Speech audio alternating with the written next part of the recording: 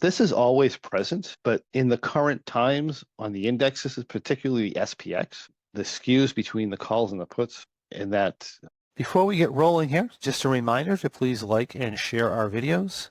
Your support helps us to continue to bring you the wonderful content that we share with you each and every week.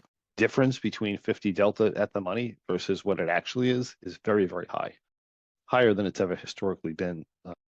That difference has always been there. It's just a lot more prominent now. Option delta is actually an output that happens based on how trader behavior is affecting extrinsic values within the options chain. Your at the money is going to be around 50 delta. Theoretically, you go far enough in the money, you're going to be 100. You go far enough out of the money, you're going to be 0. Everything in between is based on the extrinsic value that's based in the option. And again, that's going to change based on what the traders are doing. But one of the things that I want to point out is that market makers used to use delta as an estimation of the option's probability of expiring in the money at the current time, assuming current conditions would not change. A market maker has a certain job, and the Black-Scholes model was essentially developed for market makers. Not so market makers could make money trading options. So market makers could protect themselves based on their current position. The Greeks that you see and that we're utilizing a lot of the time are a result of what they do with the Black-Scholes model, because market makers, they have to take other sides of positions. They can't analyze their position. They're busy making transactions. They make their money making transactions. After they make their transactions, they have to protect themselves from major losses so they don't lose all the money they made making the transactions, and maybe hopefully make a little bit of money. But the primary design of that model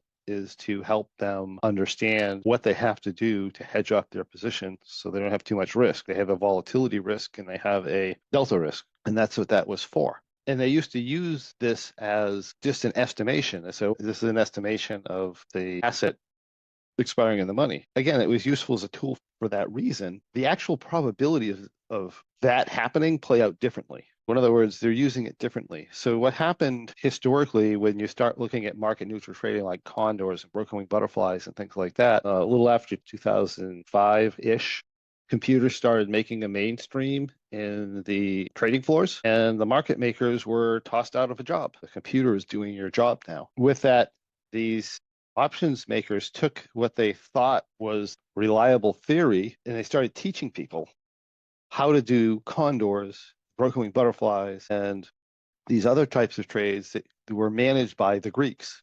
Again, this stuff was never really meant as a money-making tool. It was meant as a hedging tool. So they took this theory and they would throw it out there. And we'll talk about that as we move along. And they were teaching people how to do this. And they couldn't backtest it because they didn't have backtesting software that had data.